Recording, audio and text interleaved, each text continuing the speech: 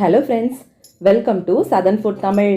இன்னைக்கு நம்ம southern food தமிழில் எல்லாரோட ஃபேவரட்டான வெஜிடபிள் பிரியாணி ரெசிபி தாங்க பார்க்க போகிறோம். இதை நம்ம ரொம்ப சிம்பிளாக குக்கர்லேயே குழையாமல் உதிரி உதிரியாக செஞ்சிடலாம்.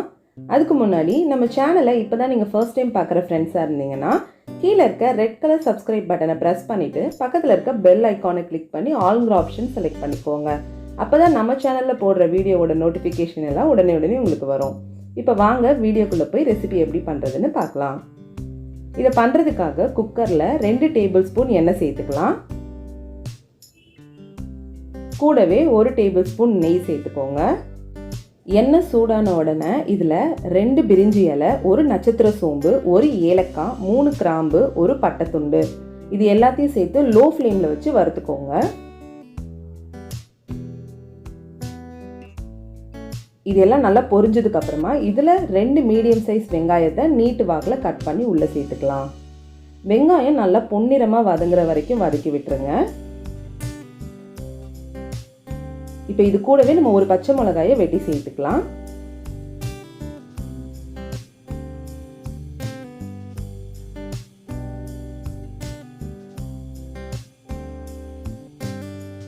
இப்போ பாருங்கள், வெங்காயம் நல்லா வதங்கிடுச்சு. இதில் 2 டீஸ்பூன் இஞ்சி பூண்டு விழுது சேர்த்து இந்த இஞ்சி பூண்டோட பச்சை வாசனை போகிற அளவுக்கு நல்லா வறுத்து எடுத்துக்கலாம்.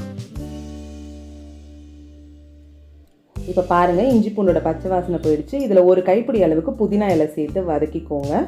கூடவே ஒரு தக்காளியை நீல வாக்கில் வெட்டி உள்ளே சேர்த்துக்கோங்க. தக்காளி நல்லா மசிஞ்சு வந்ததுக்கு அப்புறமா இதில் 1/2 கப் போல் பீன்ஸ், 1/2 கப் போல் கேரட், 1/2 கப் உருளைக்கிழங்கு, 1/2 கப் ஃப்ரெஷ் பச்சை பட்டாணி, இது எல்லாத்தையும் சேர்த்து ஒரு 2 நிமிஷம் எண்ணெயில் நல்லா வதக்கி விட்டுருங்க. இப்போ இதில் நம்ம 2 டீஸ்பூன் மிளகாய் தூள் சேர்த்துக்கலாம். கூடவே 1 டீஸ்பூன் கரம் மசாலா சேர்த்துட்டு நல்லா மிக்ஸ் பண்ணி விட்டுருங்க. இப்போ இதில் 2 டேபிள் ஸ்பூன் தயிர் சேர்த்துக்கலாம். கட்டிகள் இல்லாமல் நல்லா கலக்கி உள்ளே சேர்த்துக்கோங்க. இப்போ இதில் நான் 1 கப் பாஸ்மதி ரைஸ் சேர்த்துருக்கேன். இதை 20 நிமிஷம் நல்லா ஊற வச்சு எடுத்திருக்கேன்.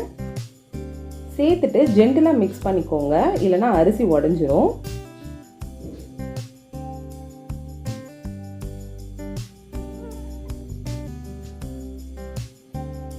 இப்போ நம்ம இதில் தண்ணி சேர்த்துக்கலாம். 1 கப் பாஸ்மதி ரைஸ்க்கு 1.5 கப் தண்ணி சேர்க்கணும். தண்ணி சேர்த்துட்டு சைடில் இருக்க மசாலா, அரிசி எல்லாமே தண்ணியில் நல்லா கலக்கிற மாதிரி மிக்ஸ் பண்ணிடுங்க. இப்போ இந்த டிஷ்ஷுக்கு தேவையான அளவு உப்பு சேர்த்துக்கலாம். சேர்த்துட்டு இந்த ஸ்டேஜில் உப்பை செக் பண்ணிக்கோங்க. நம்ம செக் பண்ணும்போது உப்பு 1 கல் அதிகமாக இருக்கணும். அப்போ தான் சாப்பாடு வெந்து வரும்போது நமக்கு உப்பு சரியாக இருக்கும். இப்போ இதை மூடி போட்டு 2 விசில் மீடியம் ஃப்ளேமில் வச்சுருக்கேன். இப்போ பாருங்கள், விசில் வந்து ப்ரெஷர்லாம் ரிலீஸ் ஆகிடுச்சு. ஓப்பன் பண்ணியிருக்கேன். பாருங்கள் எவ்வளோ சூப்பராக வெந்திருக்குன்னு. பாருங்கள், அரிசி குழையவே இல்லை, ஒன்றோடு ஒன்று ஒட்டாமல் உதிரி உதிரியாக வந்திருக்கு.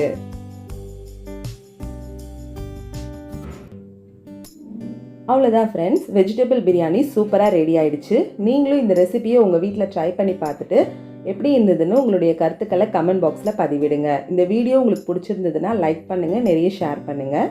வேறு ஒரு ரெசிபியோட மீட் பண்ணுறேன். தேங்க்யூ.